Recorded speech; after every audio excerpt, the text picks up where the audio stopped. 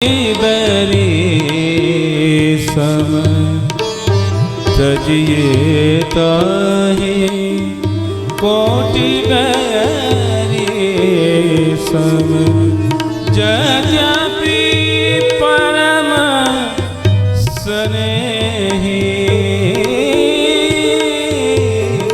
यद्यपि परम स्नेही प्रिय राम जाके प्रिय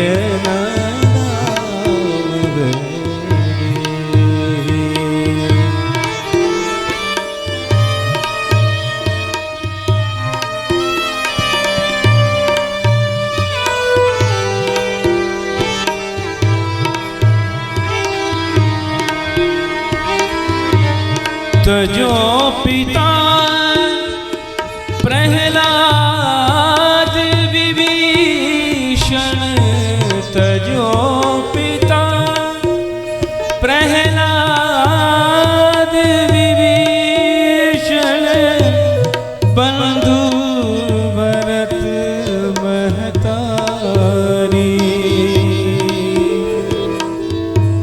बलि गुरु तजो ब्रज बन तनकत भय मुद मंगलकारी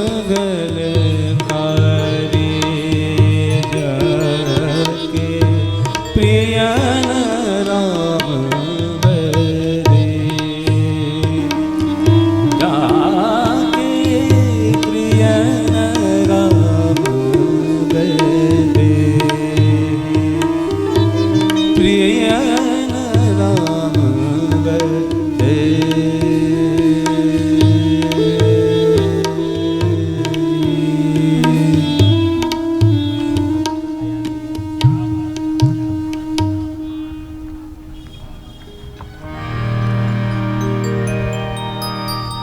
श्री भागवत भगवान की है आरती पापियों को पाप से है तारती। श्री भागवत भगवान की है आरती पापियों को पाप से है तारती। ये अमर ग्रंथ ये मुक्ति पंथ ये पंचम वेद निराला नव ज्योति जगाने वाला।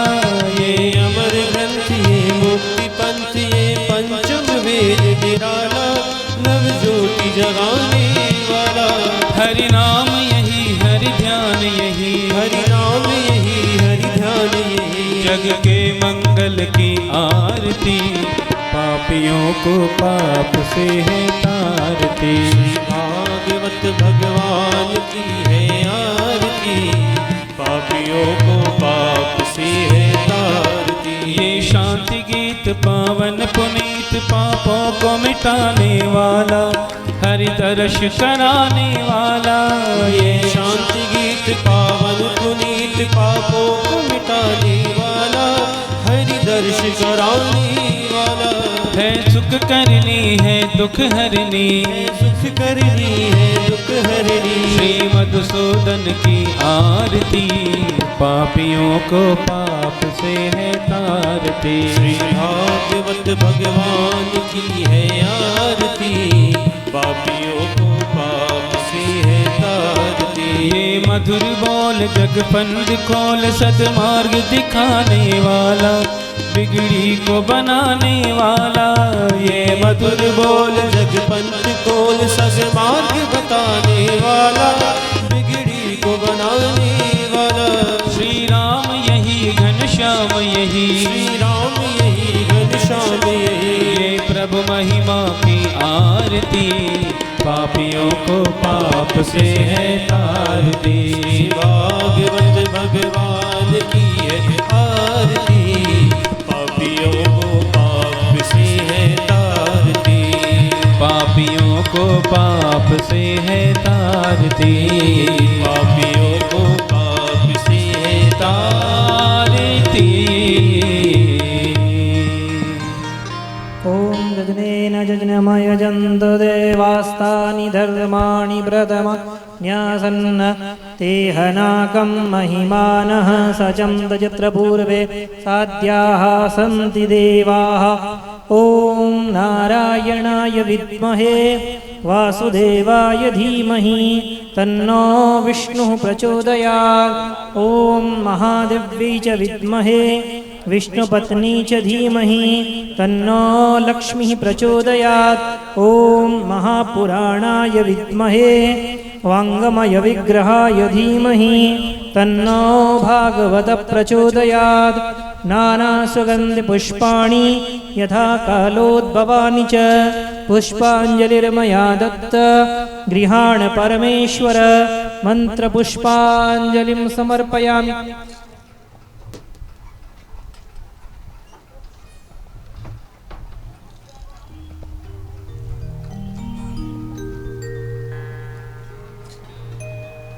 कायेन वाचा मनसेन्द्रियैर्वा बुद्ध्यात्मना वा प्रकृतेर्स्वभावात् करोमि यद्यत् सकलं परस्मै नारायणायेति समर्पयेतत्।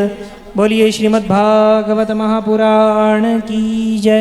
परम पूज्य श्री स्वामी जी महाराज की जय। परम पूज्य श्री युवराज स्वामी जी महाराज की जय।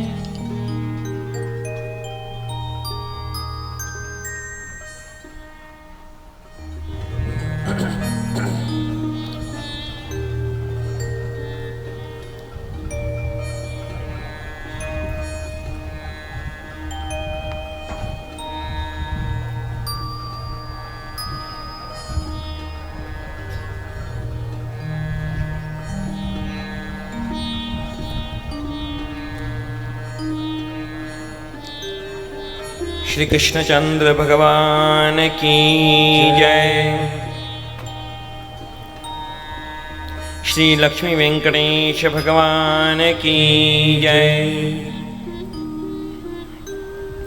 श्रीमद्भागवत महापुराण की जय। श्री वेदव्यास भगवान की जय। श्री शुकदेव भगवान की जय। परम पूज्य श्री स्वामी जी महाराज की जय।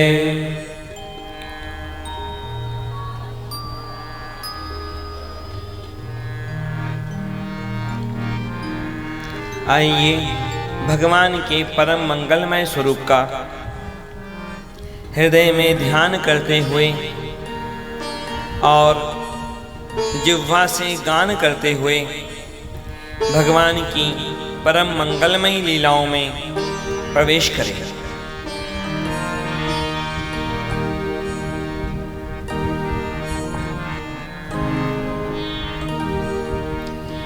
अधरम मधुरम वदनम मधुरम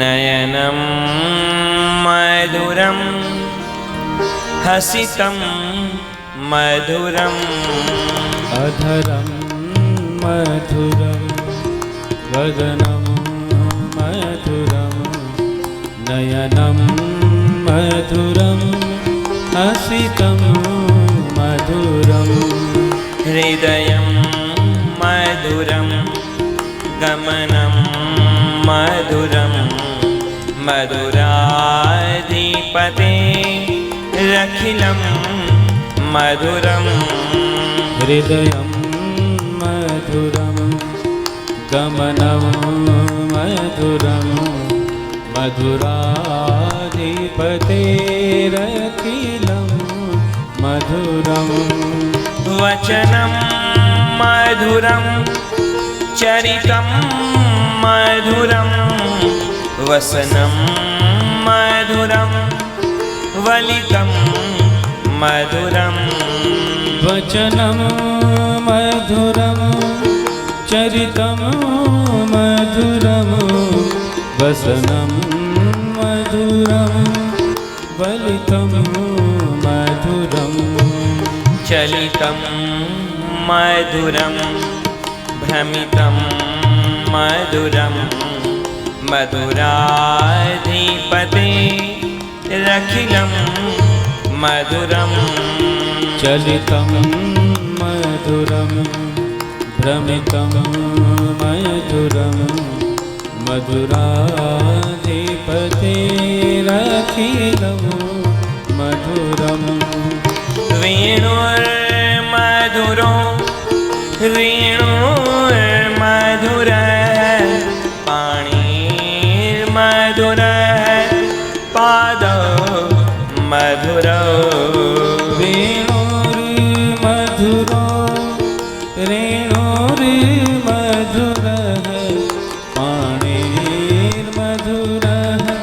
पादौ मधुरौ नृत्यं मधुरं सख्यं मधुरं मधुराधिपतेरखिलं मधुरम् नृत्यं मधुरं सख्यं मधुरं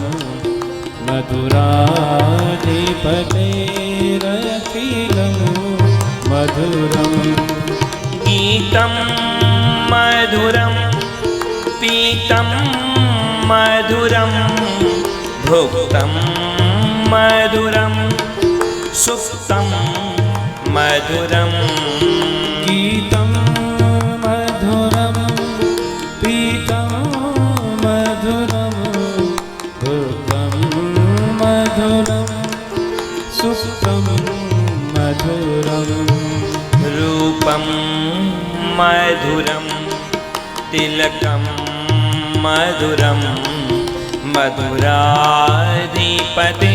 मधुराधिपतेरखिलं मधुरम् रूपं मधुरं तिलकं मधुरं मधुराधिपतेरखिलं मधुरम् कर्णं मधुरं तरणं मधुरं हरणं मधुरं स्मरणं मधुरम् करणं मधुरं तरणं मधुरं हरणं मधुरं स्मरणं मधुरम् वमितं मधुरं शमितं मधुरं मधुराधिपतेरखिलं मधुरम् करणं मधुरं रसितं मधुरं मधुराधिपतेरखिलं मधुरम् कुञ्जा मधुरा माला मधुरा यमुना मधुरा वीची मधुरा कुञ्जा मधुरा माला मधुरा यमुना मधुरा वीची मधुरा सलिलं मधुरं कमलं मधुरं मधुराधिपतेरखिलं मधुरम् सलिलं मधुरं कमलं मधुरं मधुराधिपतेरखिलं मधुरम् गोपी मधुरा लीला मधुरा युक्तं मधुरं भुक्तं मधुरम् गोपी मधुरा लीला मधुरा युक्तं मधुरं भुक्तं मधुरम् दुष्टं मधुरं शिष्टं मधुरं मधुराधिपतेरखिलं मधुरम् दृष्टं मधुरं शिष्टं मधुरं मधुराधिपतेरखिलं रखिलं मधुरम् गोपा मधुरा गावो मधुरा यष्टिर्मधुरा सृष्टिर्मधुरा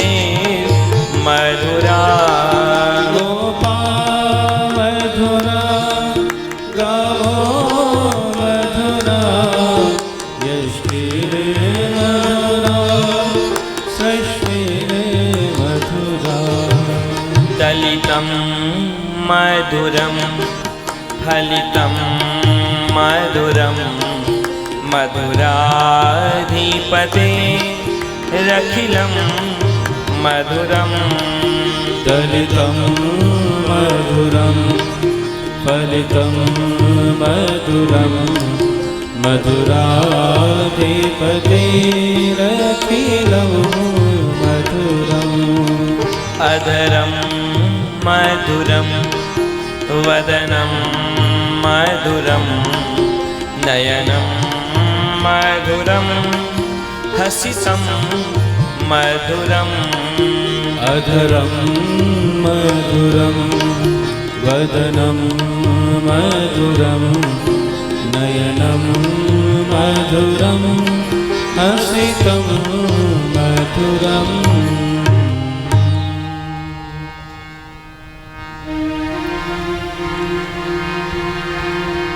योऽन्तः प्रविश्य मम वाचमिमां प्रसुप्ताम् सञ्जीवयत्यखिलशक्तिधर स्वधाम्ना अन्याश्च हस्तचरण श्रवणत्वगादीन् प्राणान्नमो भगवते पुरुषाय तुभ्यम् यत्कीर्तनं यत् स्मरणं यदीक्षणं यद्वन्दनं यत् श्रवणं यदर्हणम् लोकस्य सद्यो विदुनोति कल्मषम् तस्मै सुभद्र श्रवसे नमो नमः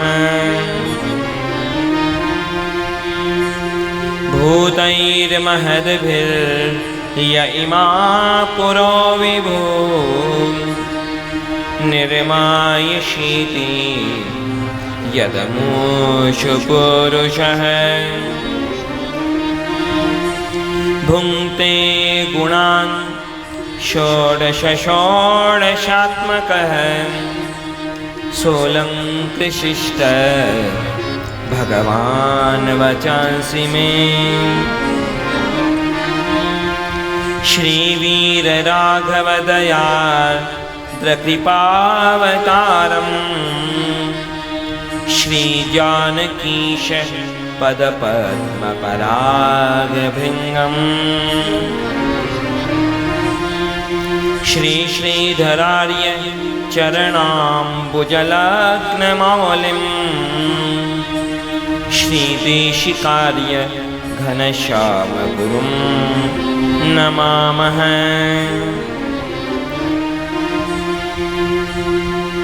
वंशी विभूषितकरान् नवनीरदाभात्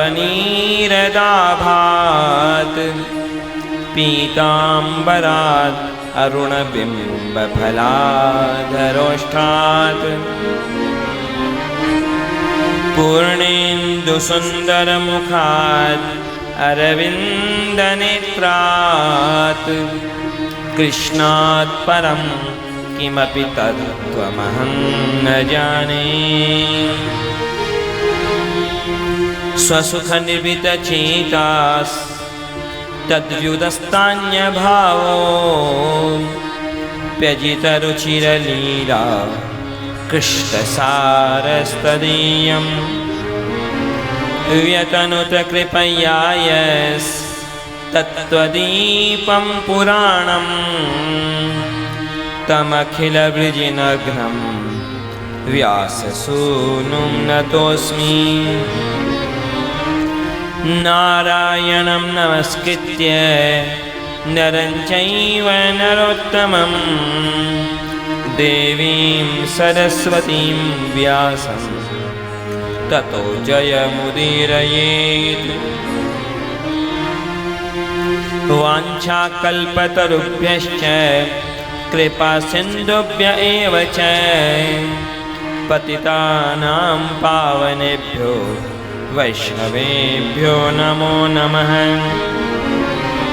भक्ति भक्त भगवंत गुरु चतुरनाम वपुक तिनके पद वंदन किए नासत विघ्न अनेक।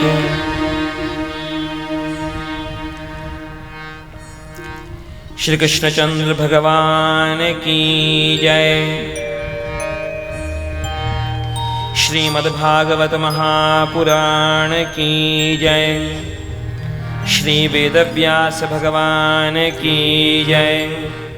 श्री सुखदेव भगवान की जय। परम पूज्य श्री स्वामी जी महाराज की जय।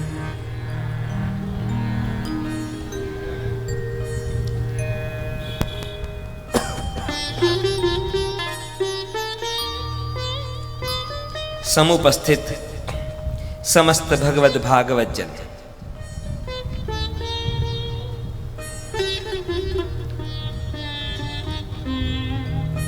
श्रीमद् भागवत के दिव्य कथा प्रसंगों के अंतर्गत कल सायंकाल प्रसंग चल रहा था भगवान के परम भक्त ध्रुव जी के चरित्र का।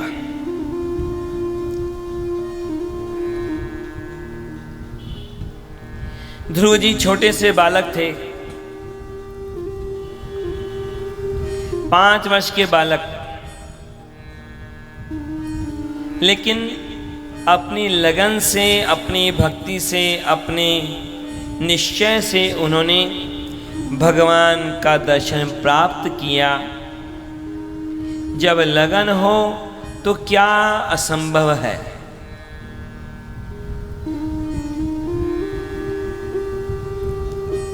इधर ध्रुव जी के वंश के बारे में बताने लगे भगवान सुखदेव राजा परीक्षित से कि राजन, ध्रुव जी के वंश में और भी कई राजा हुए, लेकिन कोई यह न समझे कि भक्तों के वंश में हमेशा भक्त ही होंगे या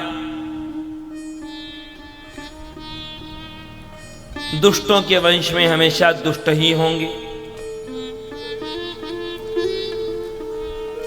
ऐसा कोई निश्चित नहीं है।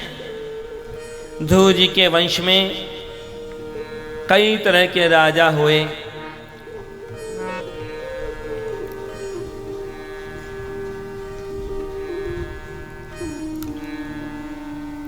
वेन नाम का दुष्ट राजा भी हुआ जो खुद को ही भगवान कहता था।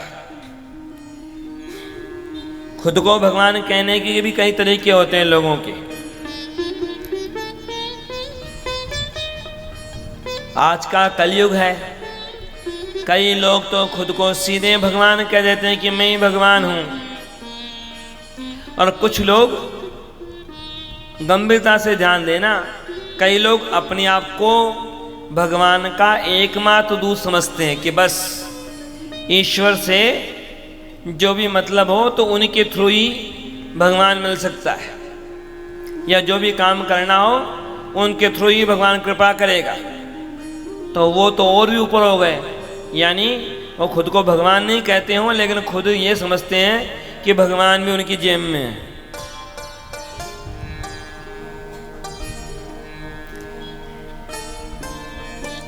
अब वे दुष्ट राजा, ऋषियों ने न तो कोई तलवार चलाई न कोई चाकू चलाया, ऋषियों ने केवल संकल्प किया और वह वीण मर के गिर पड़ा,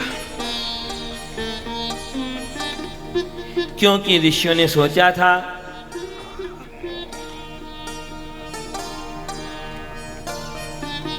ऋषियों ने विचार किया था कि ये दुष्ट केवल खुद का बुरा करे तो ये जाने, पर ये तो सारी प्रजा का बुरा कर रहा है, सबको पाप में घसीट रहा है। कई जो ऊंचे पद पर जाके बैठ जाते हैं लोग, उनकी जिम्मेदारी भी ज़्यादा होती है। अधिकार जितना ज़्यादा, जिम्मेदारी उतनी ज़्यादा। और अधिकार नहीं तो जिम्मेदारी भी नहीं, सीधी बात है।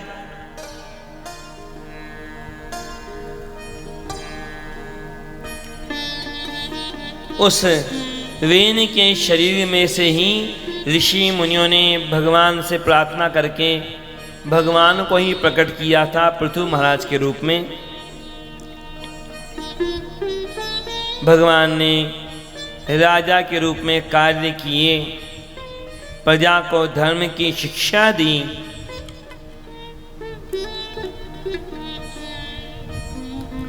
कई बार आजकल कलयुग है ना, कई विडंबनाएं होती हैं। कई लोग कह देते हैं कि अरे ऋषि साधु संतों का क्या काम राजनीति से। ठीक बात है, राजनीति में क्यों उलझना, लेकिन धर्म तो सब जगह चाहिए। धर्म में राजनीति नहीं होनी, लेकिन राजनीति धर्म के बिना नहीं होनी। धर्म नहीं है तो फिर कोई चीज काम की नहीं है। पृथु महाराज ने प्रजाजनों को धर्म की शिक्षा दी। बाद में पृथु महाराज ने ब्रह्मावर्त क्षेत्र में सरस्वती नदी के किनारे पर 100 अश्वमेध यज्ञ करने का विचार किया, यज्ञ आरंभ किए। अंतिम यज्ञ में इंद्र ने विघ्न किया था और पृथु महाराज के मन में तो कोई इंद्र के पद की लालसा थी नहीं।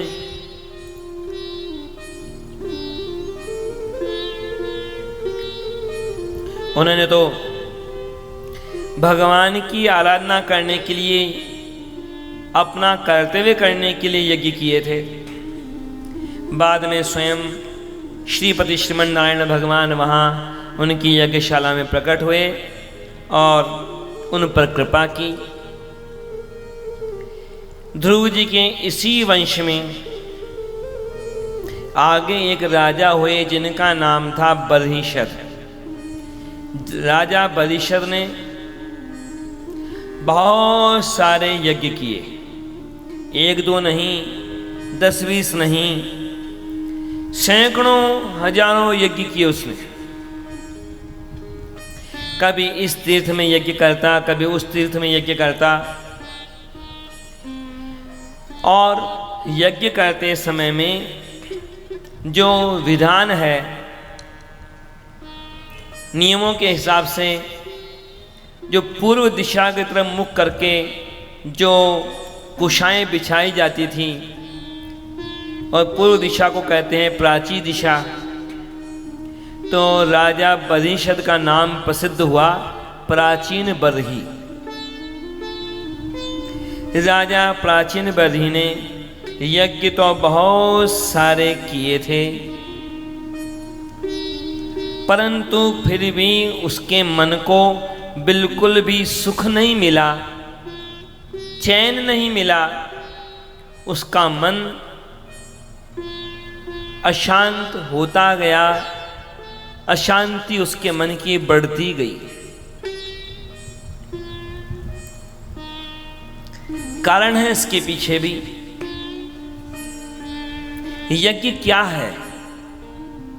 यज्ञो वै विष्णु, यज्ञ भगवान का स्वरूप है।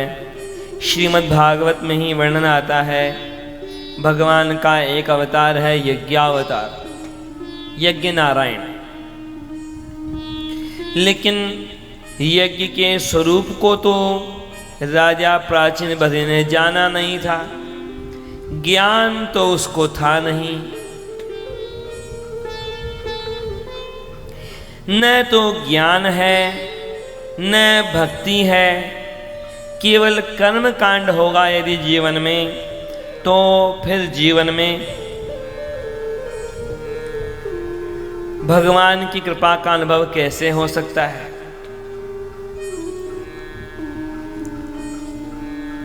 भगवान के बारे में कहा गया ईशावास्योपनिषद में कि ईश्वर कहाँ है, तो कहा गया कि ईश्वर तो पास से भी पास है और दूर से भी दूर है। तद दूरे तदंतिके, भगवान दूर से भी दूर हैं और पास से भी पास हैं।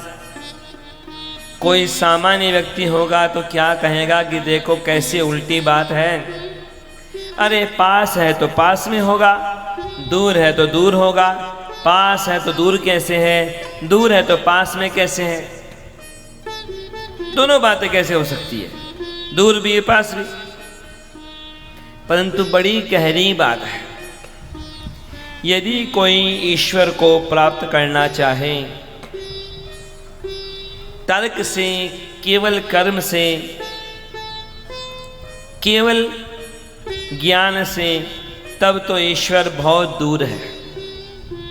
लेकिन जब भाव से, भक्ति से प्राप्त करना चाहे भगवान को, तब तो भगवान पास से भी पास है।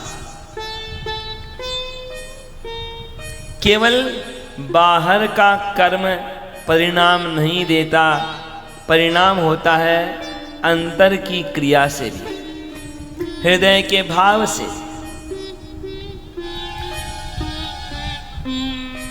मूर्खो वदति विष्णाय विद्वान वक्ति विष्णवे उभयोस्तु फलम तुल्यम भावग्राही जनार्दन।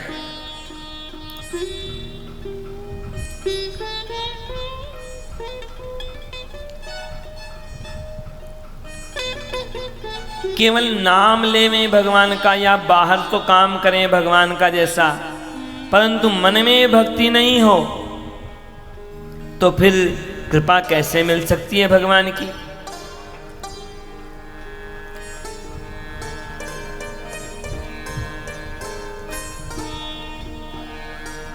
राम नाम सब कहत हैं, ठग ठाकुर और चोर, बिना प्रेम रीझे नहीं दशरथ राज किशोर।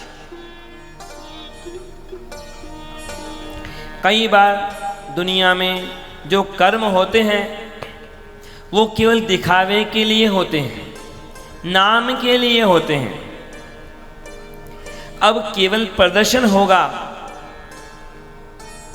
देखा देखी काम होगा, तो फिर भगवान की कृपा कैसे मिले? श्रीमद् भागवत में ही कहा गया है कलयुग के बारे में, यशोर्थे धर्म सेवनम, कि कलयुग में या तो लोग धार्मिक कार्य करेंगे नहीं, और करेंगे भी तो किस लिए करेंगे कि प्रसिद्धि हो जाए, नाम मिल जाए।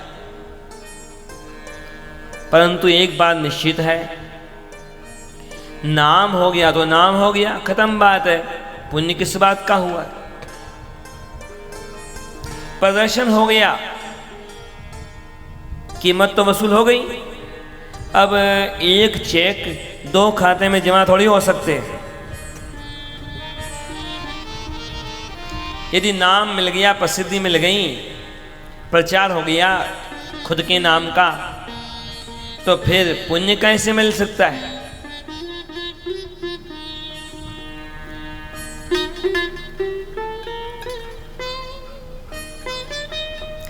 यज्ञ की बात ही करें तो भी सुना होगा सब लोगों ने कि दुनिया का सबसे बड़ा यज्ञ किया था दक्ष प्रजापति ने, सबसे बड़ा यज्ञ। लेकिन परिणाम में क्या हुआ? गर्दन कटवाई उसने, बकरे का सिर लगा बाद में। क्यों हुआ ऐसा? यज्ञ का परिणाम तो अच्छा होता है, या उल्टी हालत क्यों हुई? क्योंकि दक्ष ने केवल अपने अहंकार का प्रदर्शन करने के लिए यज्ञ किया था, भगवान को प्रसन्न करने के लिए यज्ञ नहीं किया था। भाव रहित, ज्ञान रहित जो कर्म है वह भक्ति योग नहीं बन सकता, वह कर्म योग नहीं बन सकता।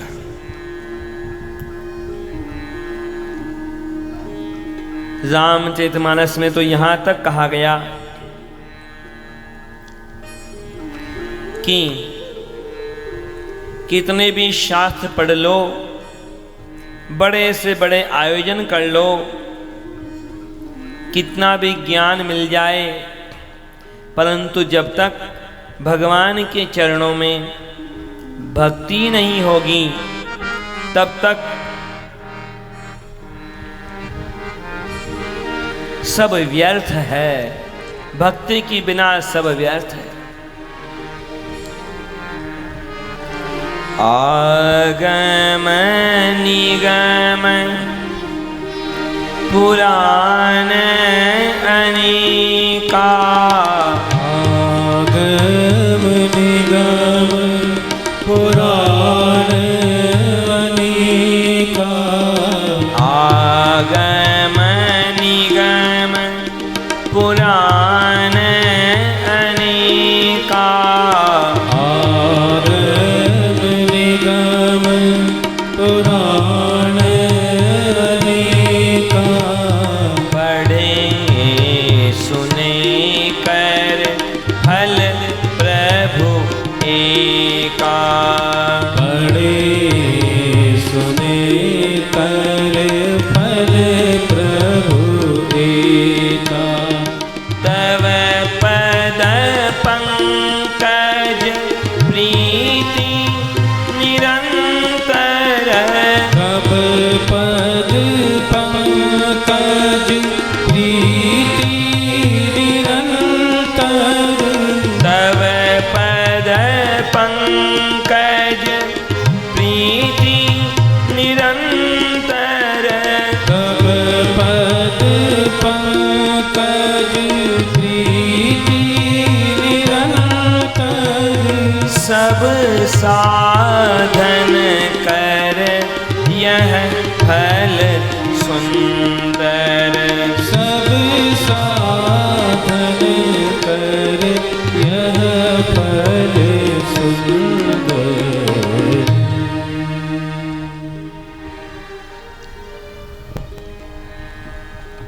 सारी योग्यता, सारे प्रयास, सारे योग्यता की सार्थकता और सारे प्रयासों की सार्थकता तब है जब भगवान के चरणों में भक्ति हो। भक्ति नहीं हो तो सारे प्रयास केवल प्रदर्शन है, पाखंड है। दुनिया में अधिकतर तुलनाएं चलती है, केवल अधिकतर प्रदर्शन होते हैं। मेरा नाम होना, मेरा नाम होना।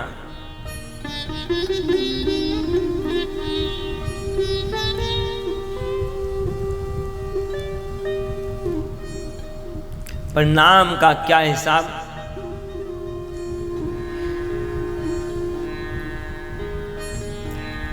संसार में कुछ लोग सोचते हैं कि बस इधर तो हम पुण्य करें और उधर हमें सुख मिल जाए। ठीक बात है, पुण्यों से ही मिलता है सुख। परंतु एक बात समझ लो, कितना भी बड़ा पुण्य हो, भगवान किसी पुण्य के अधीन नहीं है। सारे पुण्य भगवान के अधीन हैं, भगवान किसी के अधीन नहीं है। अब आजकल तो विडंबनाएं होती हैं ऐसी कि जब कोई छोटा मोटा पूजन भी हो तो पंडित जी को अच्छा कम मानते हैं यजमान लोग, कि जब लंबा चौड़ा संकल्प किया जाए, बहुत लंबा चौड़ा, कि इस कर्म के द्वारा धन वृद्धि हो जाए, रोग मिट जाए, ग्रह शांत हो जाए, सब अच्छा अच्छा अच्छा। बस कोई आधा पौन घंटा का संकल्प चले तब लोग सोचते हैं कि हाँ भाई कोई पूजा हुई। अब वास्तव में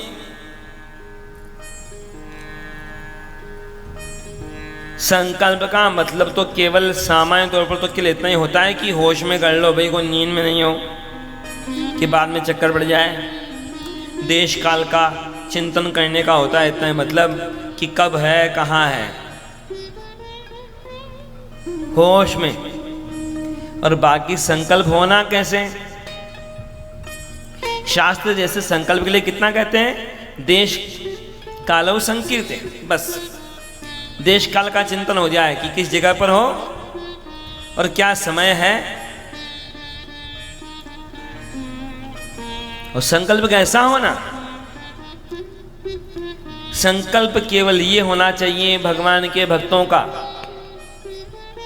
कि भगवान की आज्ञा से और भगवान की प्रसन्नता के लिए मैं ये कार्य कर रहा हूं। श्री भगवद आज्ञा श्रीमन नारायण प्रीत्यर्थम, भगवान की आज्ञा से और भगवान के लिए ही ये कर्तव्य कर रहा हूं, भगवान के मुखोल्लास के लिए ही कर रहा हूं। यदि बाकी इच्छाएं साथ में रखी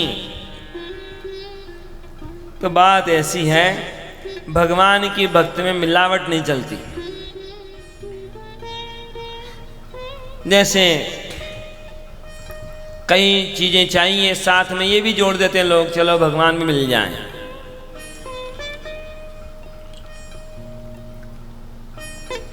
आजकल तो कलयुग की ऐसी विडंबना है, भगवान कौन चाहता है भगवान को? भगवान को तो लोग चाहते ही नहीं है।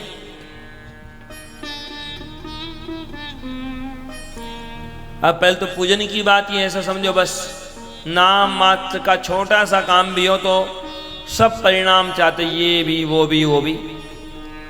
और भगवान तो सूची में कहीं आ जाते हैं कि नहीं आते हैं, वो भी होश नहीं रहता लोगों को कि भगवान का नाम आया कि नहीं आया संकल्प में। ये तो अलग बात है कि पूजन में पहले ही कह दिया जाता है, सबसे पहले भगवान का नाम ही 3 बार लेके फिर संकल्प शुरू होता है। नहीं तो संकल्प में ही गायब हो जाए नाम भगवान का।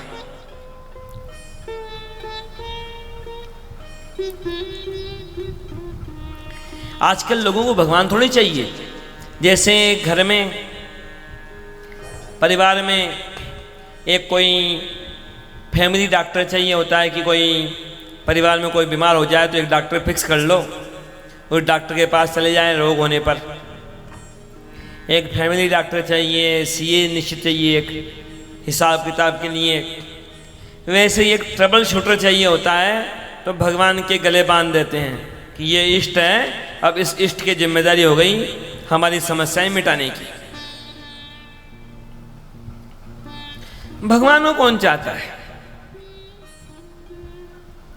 भगवान की आज्ञा के अनुसार जीवन को बनाने का प्रयास कहां करते हैं लोग?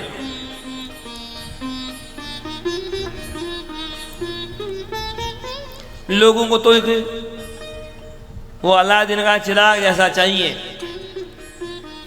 कि अलादीन का वो चिराग, अब कहानियां थी, सच्चाई तो कहाँ है कि अलादीन वो चिराग को घिसता था और जिन्न प्रकट हो जाता और पूछता कि क्या हुक्म मेरे आका, क्या काम करूं।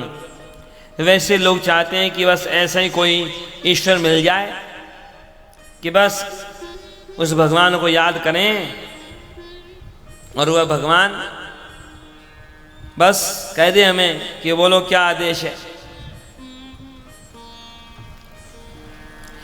लोगों को सेवा करने के लिए भगवान थोड़ी चाहिए, लोगों को तो सेवा करवानी है खुद की, इसलिए चाहिए, नौकर चाहिए, भगवान थोड़ी चाहिए। आप दुनिया में महंगे से महंगा नौकर रख लो,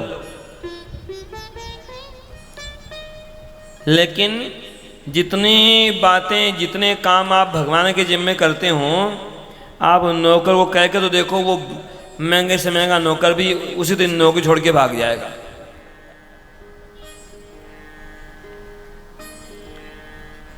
कितना बड़ा अंतर हो गया जमीन आसमान का। भगवान की सेवा करने के लिए, भगवान के आदेश को पालन करने के लिए भक्त लोग जीवन लगा देते थे, और आजकल लोग बस इस मंदिर उस मंदिर यहाँ वहाँ बस भटकते रहते हैं भगवान से अपना काम कराने के लिए। कितनी घटिया सोच हो गई लोगों की। आपके हैदराबाद के पास में तो एक वेंकटेश भगवान का मंदिर, उसका नाम ही प्रसिद्ध हो गया, विजय बालाजी। अब डिटेल तो पता नहीं है, पर सुनते हैं कि ऐसी मान्यताएं हो गई कि वहाँ पर इतनी बार जाओ, इतनी परिक्रमा लगाओ तो यूरोप का, अमेरिका का वीज़ा मिल जाता है। क्या हालतें हैं।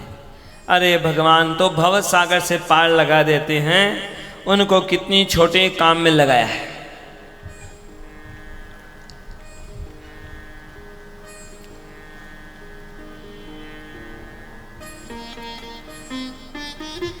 जैसी सोच वैसा परिणाम।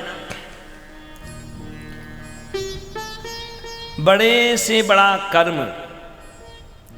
भगवान को बांध नहीं सकता।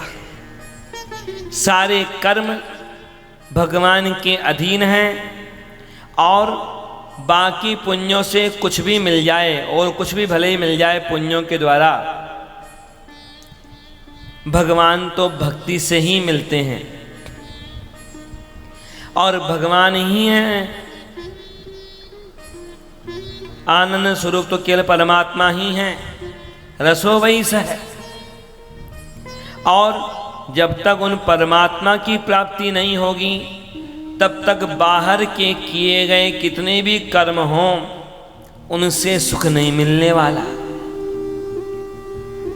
राजा प्राचीन बद्री ने यज्ञ तो बहुत किए, पर भगवान की परवाह नहीं की। क्या सोचता था वो? बस मैं तो यज्ञ करता जाऊंगा और मुझे सुख मिल जाएगा। परंतु न तो उसका मन लगा था भगवान में,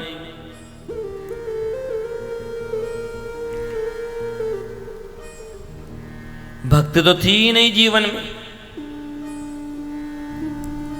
बिना दृष्टांत के कई बात समझ में नहीं आती।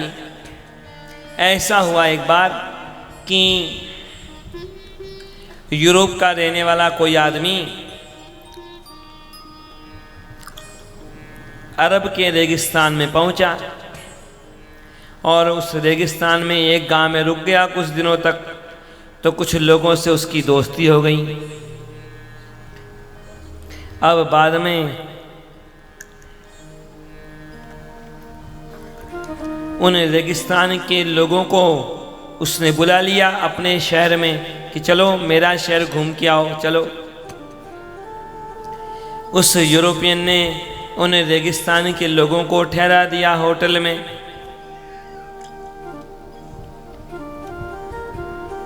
अब वह यूरोपियन तो चाहता था कि मैं अपने रेगिस्तान के दोस्तों को दिखाऊं बड़ा महल, कैसे किले हैं, कैसा बड़ा बाजार है, क्या क्या चीज़ें हैं जो शहर की दिखाना चाहता था। परंतु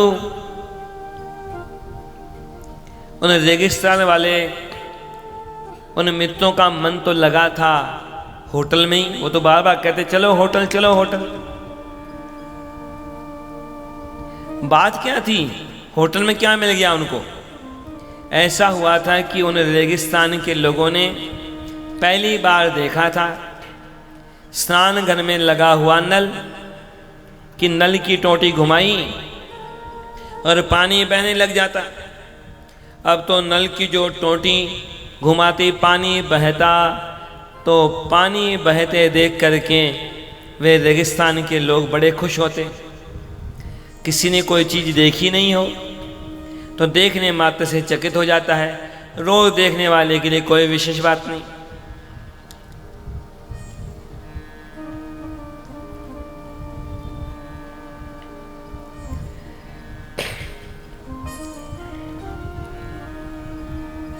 जैसे कोई हवाई जहाज में बैठ गया एक बार, उसके लिए कोई विशेष बात नहीं हुई।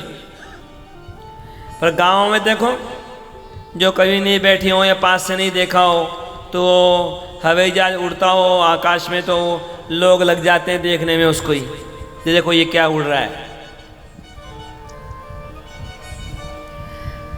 तो अब उन रेगिस्तान वाले लोगों का वापस जाने का समय हुआ, ट्रेन का समय हुआ, टैक्सी बुला ली शहर वाले मित्र ने। अब बस टैक्सी में बैठ रहे थे, रवाना होने की तैयारी थी।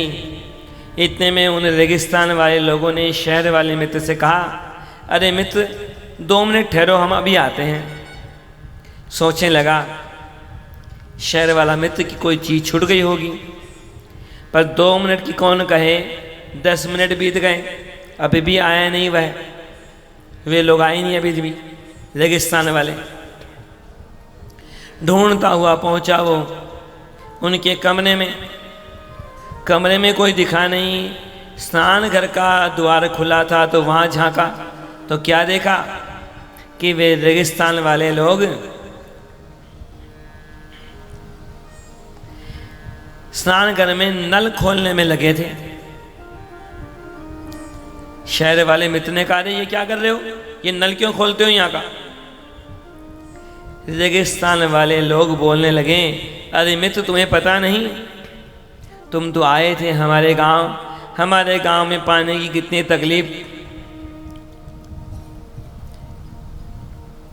अरे ये नल ले जाएंगे हम, सारी समस्या मिट जाएगी।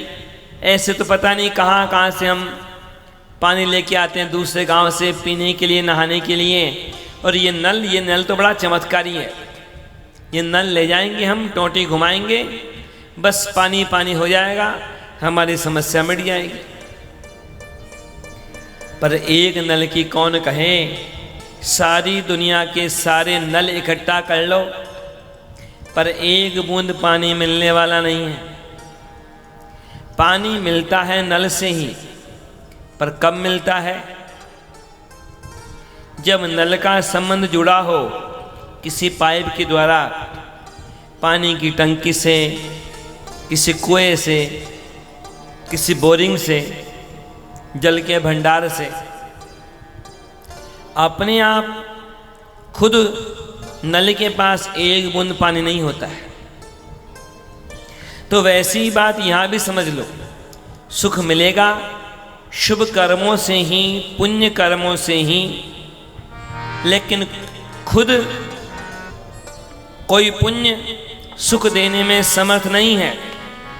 वे पुण्य कर्म जब भगवान के चरणों में अर्पण होंगे, जब वे कर्म भगवान के लिए किए जाएंगे शुभ कर्म, तब जाकर ही वे पुण्य हमें सुख चैन दे सकते हैं।